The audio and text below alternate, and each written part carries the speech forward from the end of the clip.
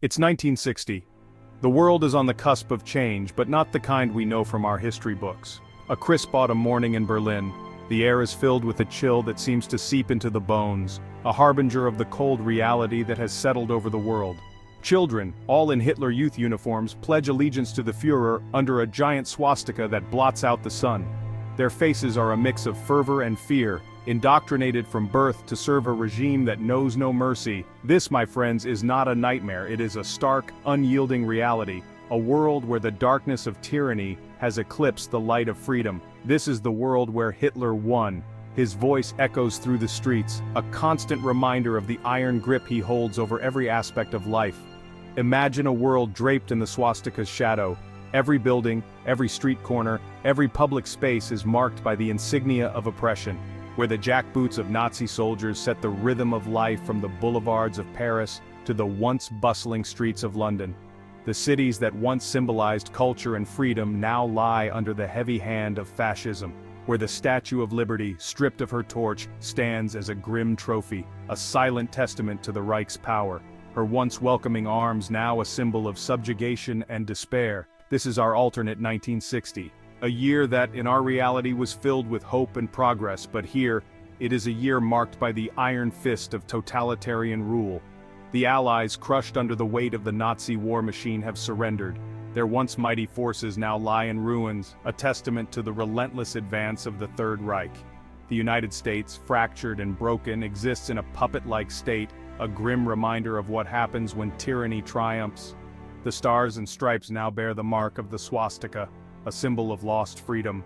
The world is not black and white anymore, but painted in shades of Nazi gray. Every aspect of life is controlled, monitored, and manipulated to serve the interests of the regime. But even in this world shrouded in darkness, embers of resistance still glow. Small pockets of defiance, hidden in the shadows, fight to keep the flame of hope alive. The human spirit, as we know, is not easily extinguished. Faces filled with determination, eyes that burn with the fire of rebellion, these are the people who refuse to bow down to tyranny. In hidden basements and secret rooms, printing presses churn out leaflets of resistance. Messages of hope and defiance are spread, whispering through the streets like a clandestine wind. Underground radio stations broadcast the truth, their signals a lifeline to those who still believe in freedom. People huddle around their radios, listening intently, clinging to every word as a beacon of hope. Acts of sabotage disrupt the Nazi machinery. Explosions in the night, railways destroyed, supply lines cut.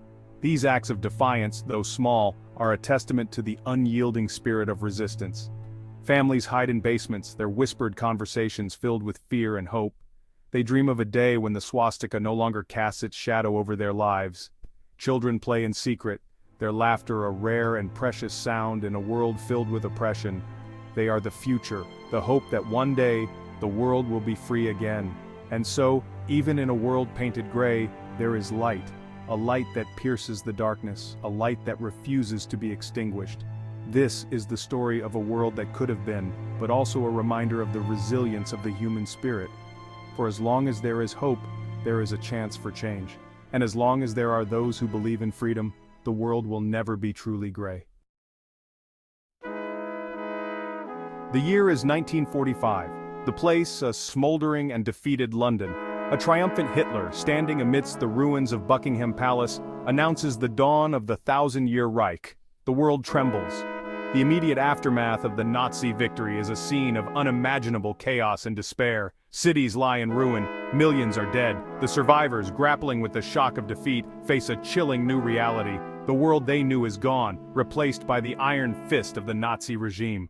The once proud nations of the world are carved up like a Thanksgiving turkey, absorbed into the ever-expanding belly of the Third Reich. Resistance, wherever it flickers, is met with swift and brutal force. Fear becomes the currency of everyday life. Yet, even in this climate of fear, hope persists. Hidden in the shadows, whispers of resistance begin to circulate. The fight for freedom, though driven underground, is far from over, into the possibility of liberation. Imagine walking down a street where every building is adorned with swastikas. The once vibrant and diverse cityscape is now a chilling testament to the regime's iron grip. The swastika, a symbol of hate and oppression, is omnipresent, casting a dark shadow over the city.